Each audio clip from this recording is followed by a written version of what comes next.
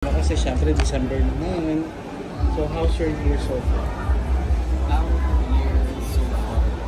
Actually, so far so good. Malayo pa, pero malayo na din yung natin. And that is also special thanks to people. So, they further amplified what we want to do. Mag-unite ang way to do it. And syempre sa team namin, alam na kami mismo for our efforts. And so far yung goal nyo ba this year, at least finally masasabi nyo na na-reach na yung goal? Ano po ulit? Sorry. Yung nag-set ba kayo ng goal for this year and masasabi nyo ba at least na na-reach yung mga goals nyo for this year? Yes, actually nag-set kami po kami talaga. Isa na dun yung pagpunta namin sa provinces na pangalala namin kung ano yung Pilipino. And of course, thankful kami sa dito na And every time naman kung may matutupad kami na parang goal namin, nagkakaroon kami ng panibagong goal. Kaya, lagi lang namin ginagalingan.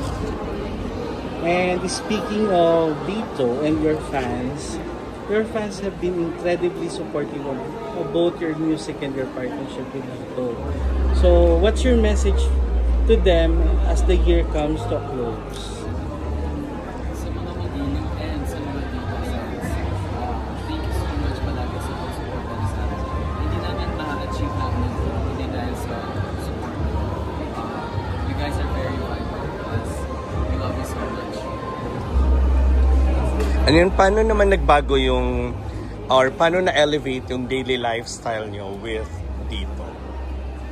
With Dito, syempre, it's a community. So, napakaganda talaga ng connection. Binigyan din ng sense.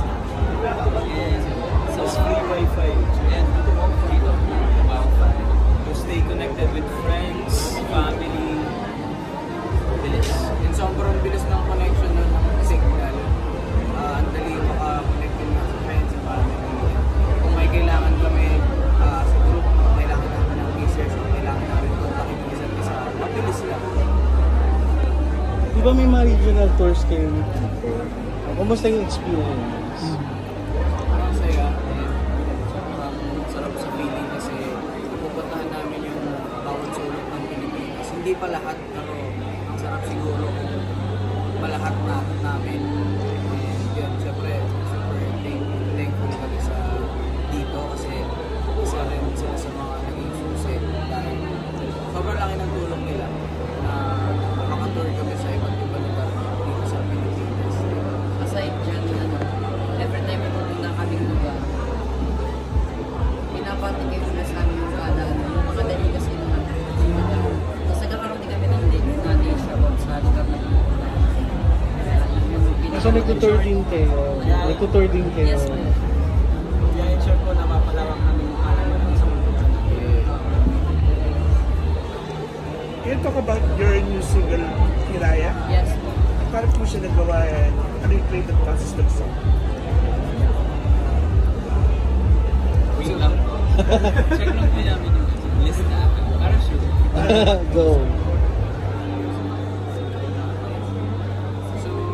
So yung Hiraya was written by Kai Lu and Matt Wilson. And nag-Baguio sila.